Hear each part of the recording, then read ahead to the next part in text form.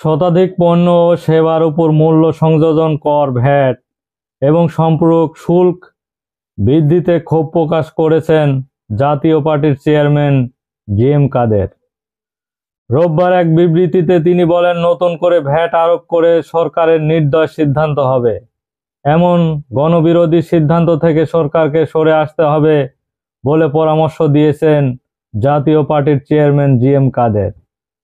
তিনি বলেন, বাংলাদেশের মানুষের যে অবস্থা এখন, এই অবস্থাতে বিভিন্ন শতাধিক পণ্য এবং সেবার উপর যে মূল্য কর সংযোজন করার সিদ্ধান্ত নিয়েছে সরকার, এটি একটি নির্দয় সিদ্ধান্ত হবে বলে তিনি ঘোষণা দিয়েছেন। এটি কোনোভাবেই বর্তমান অবস্থাতে মেনে নেওয়া যায় না এবং কোনোভাবেই মেনে নেওয়া হবে না বলে জি.এম. কাদের জানিয়েছেন। এছাড়া তিনি বলেন, জাতীয় পার্টির চেয়ারম্যান, এদেশের মানুষের অর্থনৈতিক অবস্থা ভালো নেই। সাধারণ মানুষের আয় দিয়ে ব্যয় নির্বাহ করতে হিমশিম খাচ্ছে। ঘরে ঘরে বেকারের সংখ্যা দিন দিন বেড়েই চলছে। অর্থের অভাবে মানুষ প্রয়োজনীয় চিকিৎসা নিতে পারছে না। ভালো নেই দেশের ব্যবসায়ীরাও।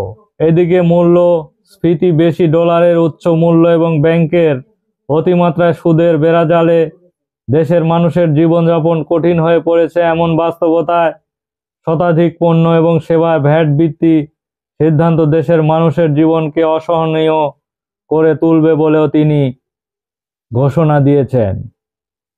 এই জি.এম. কাদের এখন খুব ভালো ভালো কথা বলছেন যে বর্তমানে বাংলাদেশের যে পরিস্থিতি, এই পরিস্থিতি সৃষ্টি করেছে আওয়ামী লীগ এবং এই জি.এম. কাদেররা।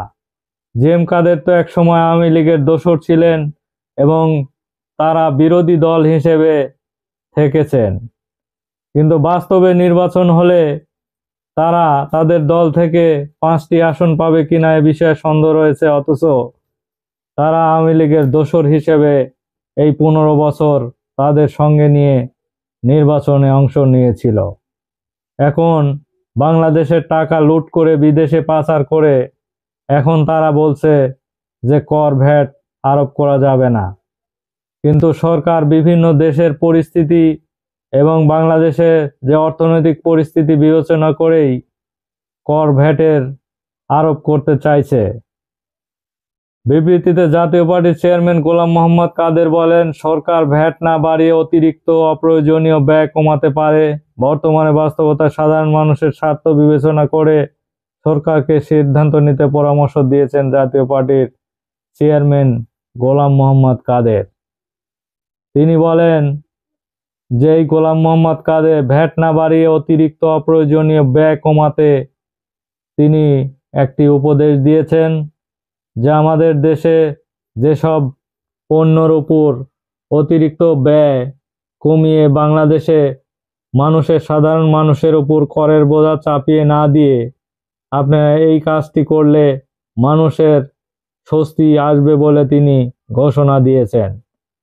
যদিও তিনি আওয়ামী লীগের দোসর ছিলেন, কিন্তু আজকে এই কর ভ্যাটের বিষয়ে যে সত্যি কথাই বলছেন যে মানুষের কর ভ্যাট এ বিষয়ে আসলে মওকুফ করলে বাংলাদেশের মানুষের একটু স্বস্তি আসবে।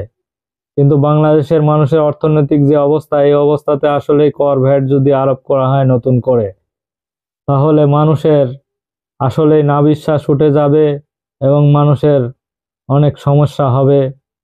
ধন্যবাদ সবাইকে।